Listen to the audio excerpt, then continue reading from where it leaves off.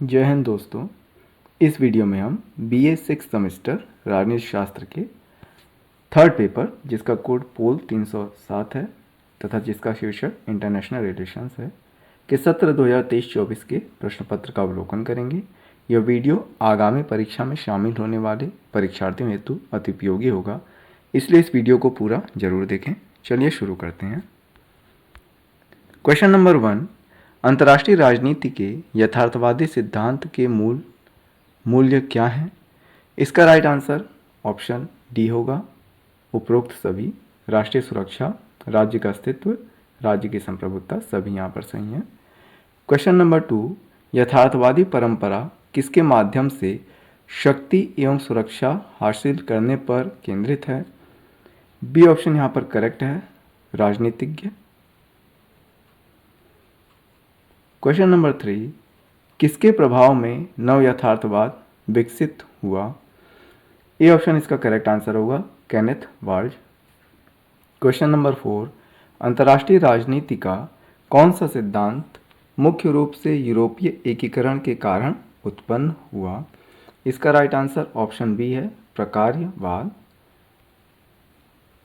Question number 5, कौन सा सिद्धांत अंतर्राष्ट्रीय व्यवस्था को आकार देने में विचारों की भूमिका से संबंधित है? इस क्वेश्चन का राइट आंसर ऑप्शन ए है, यथार्थवाद। क्वेश्चन नंबर 6, कैदियों की दुविधा सिद्धांत किस प्रक्रिया को बढ़ावा देता है? ए ऑप्शन इसका करेक्ट आंसर होगा, हथियारों की दौड़ को ये बढ़ावा देता है। क्वेश्चन नंबर 7, शक्ति संतुलन के सिद्धांत का उद्देश्य क्या है? तो शक्ति संतुलन के सिद्धांत का उद्देश्य संतुलन की स्थिति कायम करना है, इसलिए ऑप्शन सी यहाँ पर करेक्ट होगा। क्वेश्चन नंबर 8, निम्नलिखित में से किसे राष्ट्रीय शक्ति का तत्व नहीं माना जाता? डी ऑप्शन यहाँ पर राइट आंसर है, दलीय व्यवस्था। जो राजनीतिक दल होते हैं उन्हें राष्ट्रीय शक्ति का तत्व नहीं माना जाता, लेकिन इसके अलावा नेतृत्व, राष्ट्रीय चरित्र और प्राकृतिक संसाधन, ये सभी राष्ट्रीय शक्ति के तत्व होते हैं। क्वेश्चन नंबर 9, यथार्थवाद के अनुसार मनुष्य होता है। इस क्वेश्चन का राइट आंसर ऑप्शन डी होगा, उपरोक्त सभी। संकीर्ण दृष्टिकोण होता है उसका, वह स्वार्थी होता है, नैतिक रूप से वह भ्रष्ट होता है और शक्ति के लिए उसके अंदर प्राकृतिक वृत्ति होती है, शक्ति प्राप्ति की इच्छा वो वहाँ पर रखता है। क्वेश्चन नंबर 10, संयुक्त राष्ट्र आधिकारिक तौर पर कब अस्तित्व में आया? इसका करेक्ट आंसर ऑप्शन सी है, 24 अक्टूबर 1945 को।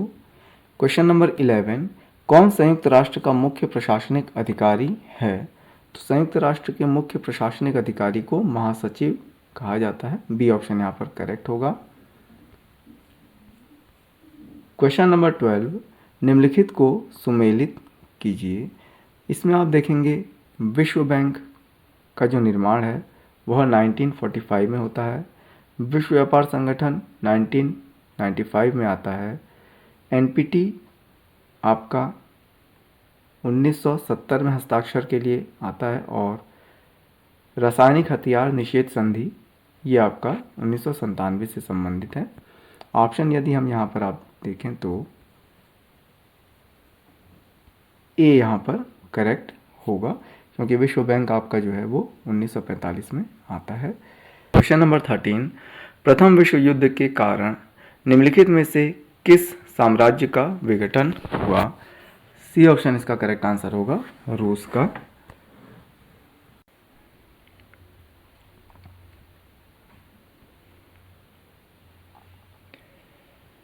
क्वेश्चन नंबर 14, शीत युद्ध के बाद पूंजीवाद का वैश्विक प्रसार का प्रभाव क्या हुआ? इसका राइट आंसर ऑप्शन सी होगा, पूंजी का अधिक ध्रुवीकरण। क्वेश्चन नंबर 15, कौन सा संगठन अप्रैल 1949 में अस्तित्व में आया? सी ऑप्शन यहाँ पर करेक्ट है, नाटो, जो कि एक सैनिक संगठन है। क्वेश्चन नंबर 16, वारसा संधि को किसने नेतृत्व किया? तो वारसा पैक्ट का नेतृत्व सोवियत संघ के द्वारा किया गया था और नाटो के प्रत्युत्तर में इसका निर्माण किया गया था। क्वेश्चन नंबर 17, दोनों ध्रुवों को झटकों के बाद शीत युद्ध किसके दौरान अपने चरमोत्कर्ष पर पहुंच गया? तो आप देखेंगे यहाँ पर क्यूबन मिसाइल संकट जो कि 1962 में होता है के बाद शीत युद्ध अपने चरम पर पहुंच गया था। क्वेश्चन नंबर 18, किस राजनयिक ने नियंत्रण की नीति का प्रस्ताव रखा? इसका राइट आंसर ऑप्शन सी है, कैनन ने। क्वेश्चन नंबर 19, ट्रूमैन सिद्धांत और मार्शल योजना किस तरह से समान थे? तो मार्शल योजना जो है वो सोवियत प्रभाव को नियंत्रित करने के लिए पश्चिमी यूरोपीय देशों को आर्थिक सहायता प्रदान करने से संबंधित थी। तो ऑप्शन बी यहां पर करेक्ट होगा। क्वेश्चन नंबर 20, निम्नलिखित में से कौन सी वर्साई की संधि की शर्त नहीं थी जिसे जर्मनी ने जून 1919 में हस्ताक्षरित किया था? इसका राइट आंसर ऑप्शन सी होगा। जर्मनी को अफ्रीका, चीन और साउथ समुद्र में अपने उपनिवेशों को रखने का अवसर मिलेगा। ये यहाँ पर करेक्ट है। क्वेश्चन नंबर 21, अमेरिका के राष्ट्रपति वुड्रो विल्सन एक प्रमुख राजनेता थे जिन्होंने पेरिस शांति सम्मेलन पर वर्चस्व स्थापित किया। इसका राइट आंसर ऑप्शन ए है, मतलब ये सही है क्योंकि अमेरिकी राष्ट्रपति वुड्रो विल्सन ने प्रथम विश्व युद्ध समाप्त कराने, संधि करवाने और राष्ट्रसंघ का निर्माण कराने में महत्वपूर्ण भूमिका निभाई थी। क्वेश्चन नंबर 22, निम्नलिखित में से कौन सा विल्सन के 14 बिंदुओं में शामिल नहीं है? इसका राइट आंसर ऑप्शन डी होगा, गोपनीय कूटनीति। इसकी वो बात नहीं करते हैं, वो खुले समझौतों की बात करते हैं। क्वेश्चन नंबर 23, अमेरिका के सीनेट ने निम्नलिखित कारणों में से किसको छोड़कर विल्सन की वर्साई की संधि को स्वीकार करने से इनकार कर दिया था? इसका राइट आंसर ऑप्शन ए होगा, सीनेट में रिपब्लिकन बहुमत में थे और वुड्रो विल्सन डेमोक्रेटिक राष्ट्रपति थे, तो वे राजनीतिक रूप से उन्हें जिताना नहीं चाहते थे। ए ऑप्शन यहाँ पर करेक्ट है। ये सही नहीं है, बाकी सब उस संबंध में सही हैं। क्वेश्चन नंबर 24, निम्नलिखित में से किस संगठन को युद्ध का बच्चा कहा जाता है? इसका करेक्ट आंसर ऑप्शन बी है, राष्ट्रसंघ, जो कि प्रथम विश्व युद्ध के बाद 1919 में बनता है। क्वेश्चन नंबर 25, 26 जनवरी 1945 को किस सम्मेलन में संयुक्त राष्ट्र चार्टर को अपनाया गया था? इसका करेक्ट आंसर ऑप्शन सी होगा, सैन फ्रांसिस्को सम्मेलन में। क्वेश्चन नंबर 26, किस देश ने परमाणु अप्रसार संधि पर हस्ताक्षर नहीं किए? भारत यहाँ पर करेक्ट आंसर है, भारत ने इस पे एनपीटी पे हस्ताक्षर नहीं किए हुए हैं। क्वेश्चन नंबर 27, उदारवादी शक्ति संतुलन की राजनीति को कैसे देखते हैं? इसका राइट आंसर ऑप्शन ए होगा, राष्ट्रीय शक्ति निर्माण का सूत्र। क्वेश्चन नंबर 28, संसाधनों का वह योग जो राज्य को अपने लक्ष्य को प्राप्त करने में सक्षम बनाता है, भले ही वे अन्य अंतर्राष्ट्रीय एक्टर्स के लक्ष्य के साथ संघर्ष करते हैं, उसे क्या कहते हैं? इसका करेक्ट आंसर राष्ट्रीय शक्ति होगा। डी ऑप्शन यहाँ पर करेक्ट है। क्वेश्चन नंबर 29, निम्नलिखित में से किसका प्रयोग शक्ति को परिभाषित करने के लिए नहीं किया जाता? इस क्वेश्चन का राइट आंसर ऑप्शन डी है, शक्ति निश्चित है। ये गलत है, शक्ति निश्चित नहीं होती है। क्वेश्चन नंबर 30, यथार्थवादी शक्ति को किस प्रकार चित्रित करते हैं?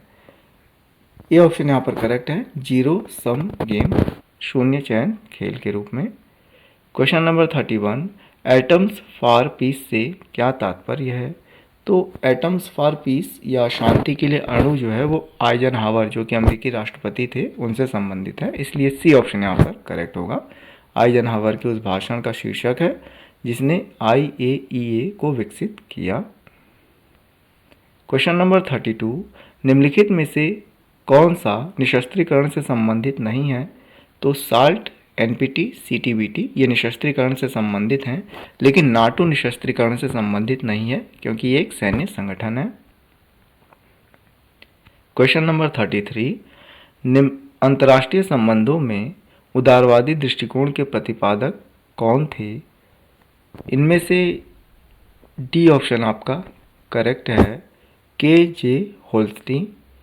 क्वेश्चन नंबर 34, किसने यह तर्क दिया है कि अंतर्राष्ट्रीय राजनीति वस्तुनिष्ठ वास्तविकता से दूर हमारी निर्मित दुनिया है?